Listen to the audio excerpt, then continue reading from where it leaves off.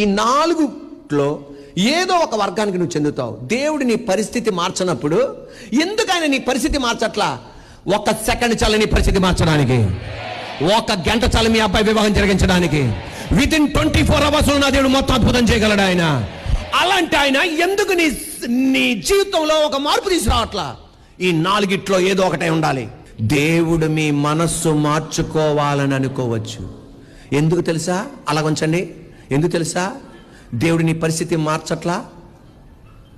నీ మనస్సు మారకుండా నీ పరిస్థితులు మారితే మరలా నువ్వు పాత జీవితానికి వెళ్ళిపోతావు. నీ దీవెనలు నీతోనే అంతమవుతాయి. కానీ దేవుడు నీ మనస్సును మార్చడానికి నీ పరిస్థితులు మార్చట్లా. నీ దీవెన తరతరాలు బిడ్డల బిడ్డల బిడ్డల తరం ఉండాలని ఆయన తపన. ఆయన మీ హృదయాన్ని మార్చాలని కోరుకోవడం వలన కావచ్చు, అతను ప్రపంచాన్ని మార్చాలని కోరుకోవడం వలన కావచ్చు.